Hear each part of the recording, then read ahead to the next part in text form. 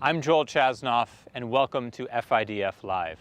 The soldiers of the IDF work around the clock, 24/7, to keep Israel safe and secure. They're combat soldiers who defend Israel from land, sea, and air. But today, we are going to meet the soldiers behind the scenes, the unsung heroes. These are the Hebrew teachers, infantry instructors, even dog operators and trainers who are united with one mission: to ensure the security of the State of Israel.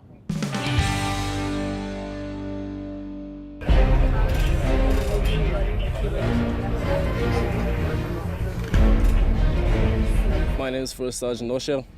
I'm a part of Battalion 51's Command and Control Squad. I'm 20 years old, and we're about half a mile from the Gaza border. We work around the clock, we patrol, we work hand to hand with the armored corps and with the observers. An event that happened recently was two armed men tried to cross the border from Gaza to Israel. We were there on patrol, we were quick to react, and we caught them just in time.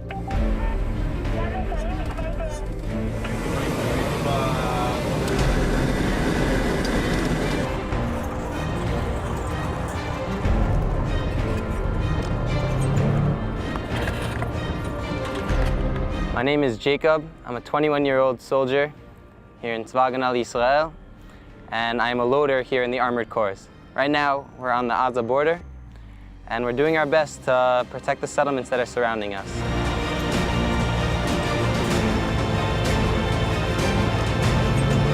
My name is Kaya. I'm 19 years old. I serve as the observer along the Gaza Strip. My job as an observant is to observe the Gaza Strip, alert the forces in the field of anything that I see that might be suspicious, any sudden movements, any new objects in the field, and just to know the landscape well enough to be able to fulfill that duty. All of this is to ensure the safety of the civilians here nearby, as well as my friends out on the field. To be the best observer possible, it requires deep understanding of the job. You need to understand why you're doing this. You need to understand the people you're protecting, as well as the threat.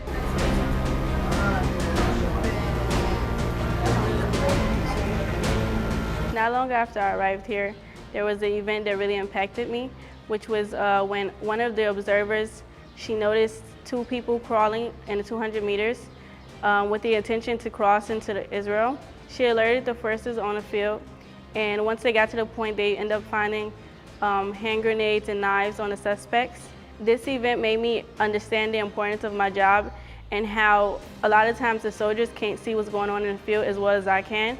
And so it's very important that I stay alert and stay focused and alert them on anything that I see. So the observer's role, the Tachbitaniot, is vital to our job as tankers. Without them, we wouldn't be able to do anything. They essentially act as our eyes. Whether it be us sitting 24/7 by the radio, waiting for them to announce that something's going on the border, or whether it be us going to the position on the border, waiting for them to have their eyes on us and on the enemy. Without them, we would have no idea what's happening on the other side of the fence.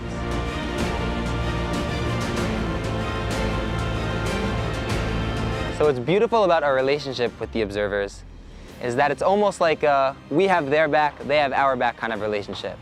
Each and every peg in the IDF is necessary to make sure that everything functions as normal as it's supposed to.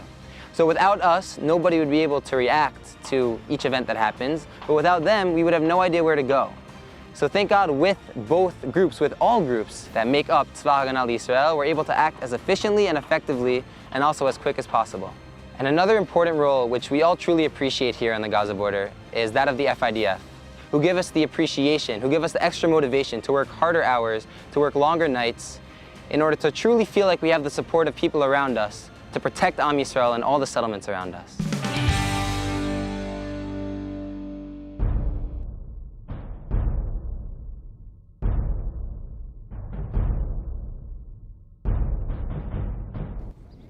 In battle, teamwork is key, and the essence of teamwork is communication.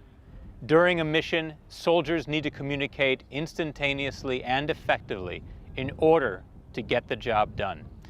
One of the unique aspects of the IDF is it is the only military in the world in which teachers, specially trained, teach the soldiers the native language, Hebrew.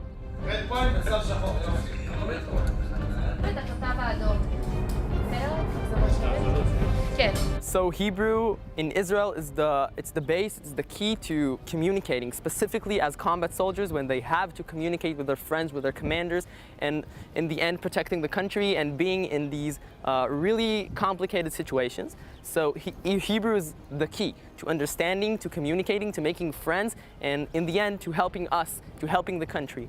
We have the most amazing, motivated soldiers from all around the world who they come and their main struggle is Hebrew, and to help them fulfill their potential, we can do the minimum and helping them every day to fit in and to learn and to be the best they can, and they are.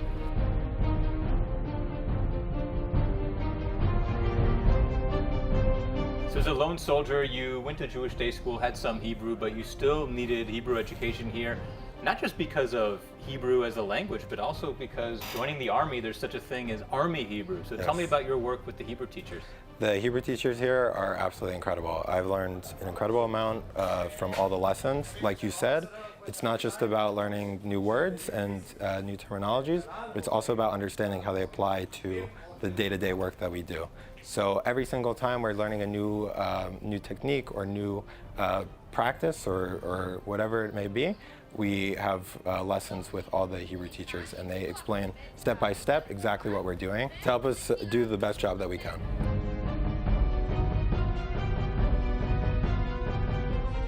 I'm with Yuval. He's a lone soldier from Miami, just participated in this exercise. Yuval, can you give us one sentence about what this exercise was? So what we just did is they taught us how to scan and search a room to see if there's any threats inside. And if there is, they teach us how to deal with every threat. And the Hebrew for this is obviously a different type of Hebrew than you would have on the street. Tell us about how you learned the commands and the operations. It was hard at first. It's very professional Hebrew that I wasn't used to. But we had Hebrew classes throughout the training, and they taught us everything that we needed to know.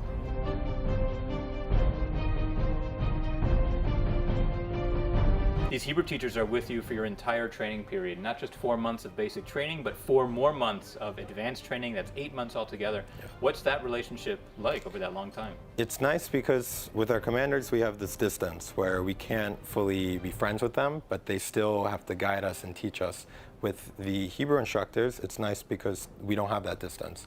So there's no times, there's no specific assignments, no homework. We just work together. They help us like we're friends, and they want us to succeed. They want the best for us. They want to teach us like we're friends.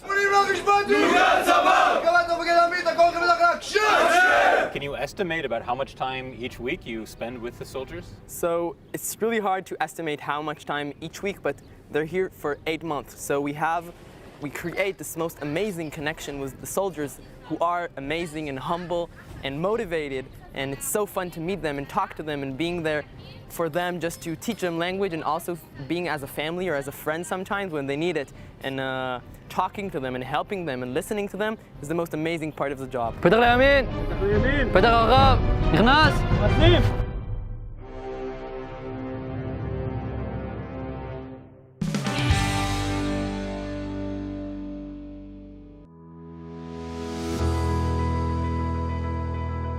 My name is Noah. I'm 19 years old, and I'm a commander in Chavat HaShomer base for almost a year.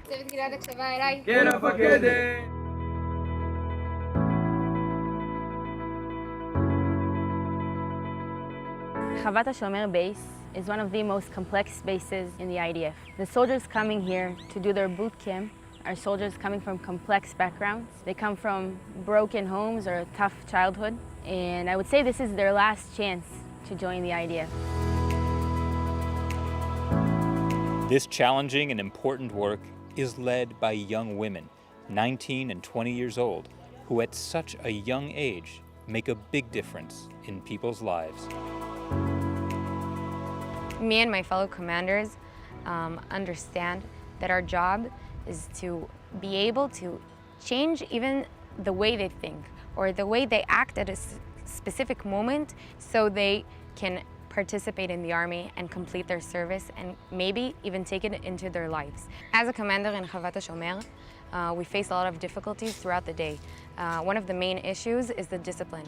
Mostly, we overcome these issues by explaining to them why the discipline is needed, talking to them, understanding them, listening to them. When I sit and talk to my soldier, I start building the trust with him. He starts changing the way he thinks, and for the first time probably, someone actually sits and listens to him. And most of the time, us commanders, we are able to get into the soldier's mind and to actually make him not leave or calm him down or understand what he needs from us, because underneath all that anger and all that frustration and all those curse words, it comes from a very deep need, that they actually are in some kind of distress. If we can make a small change in the way they act or change the patterns of their behavior, we can make a big difference in the long run. Private Avraham is one of the soldiers in the Chavat HaShomer base. Even though he came from a tough background, he is committed to learning how to be a combat soldier in the IDF. I grew up in Jerusalem. When I was 18 years old, unfortunately, my mother died out of cancer. My family took that very difficultly. My father couldn't hold the pain, so our family fell apart. From that, we moved on to a boarding school. There I tried to help my family as much as I could and keep the family together. I was in the boarding school until I finished high school, and then I joined the military. Serving in Chavat HaShomer at the beginning was a bit of a shock. I never expected to be here, but after I got to know everybody and got to know my friend and found my place, I was very happy to be a part of that system and to have special care that I know that everybody saw me and could take care of me in the best way possible. My commander is the best commander that I could hope for. She's doing everything she could just for us. She's sleeping very little hours and working very long days. In the end, she's doing all of that just to give us the opportunity to be here at the best experience we could have. On the harder days when our soldiers have no motivation to keep running and to keep doing everything they need to do, I feel like we have the strength and we're working very hard to keep pushing them forward because we know that they can succeed in the service and in life. Here in Chavat HaShomer, they teach us a lot about discipline, authorities, but at the end of the day, they teach us a lot about Zionism and knowing our country better and loving it more, and teach us about the flag and what it means and what it stands for.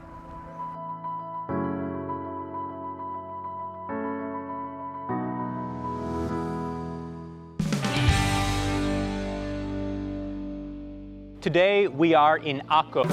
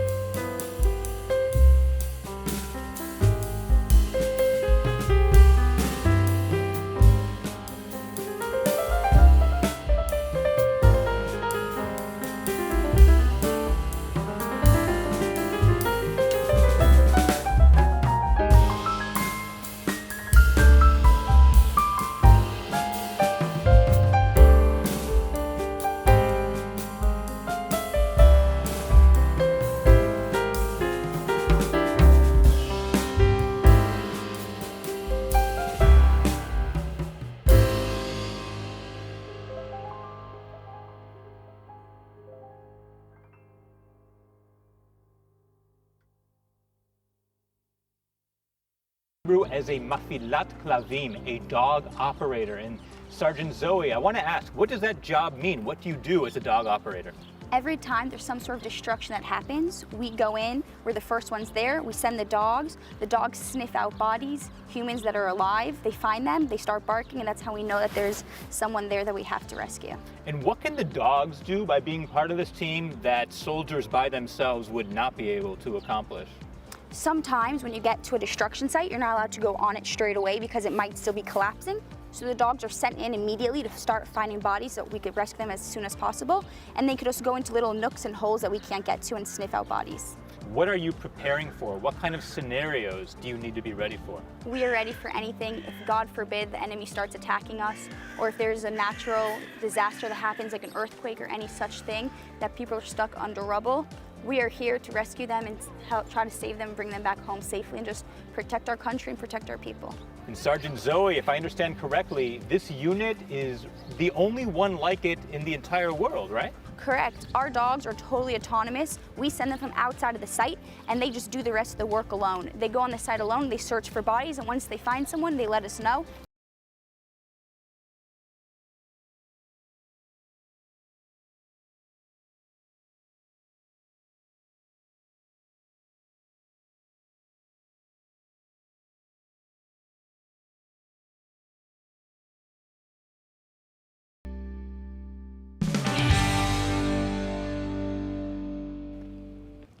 Today, we saw that there are many important jobs in the IDF, jobs that impact the soldiers personally and how the IDF operates as a whole. Meeting these soldiers up close, seeing what they do and hearing their stories shows us that there are many ways to protect Israel. And hearing about these jobs, we realize just how intricate a machine the IDF is. These jobs fitting together like pieces of a puzzle with one mission: to keep Israel safe and strong.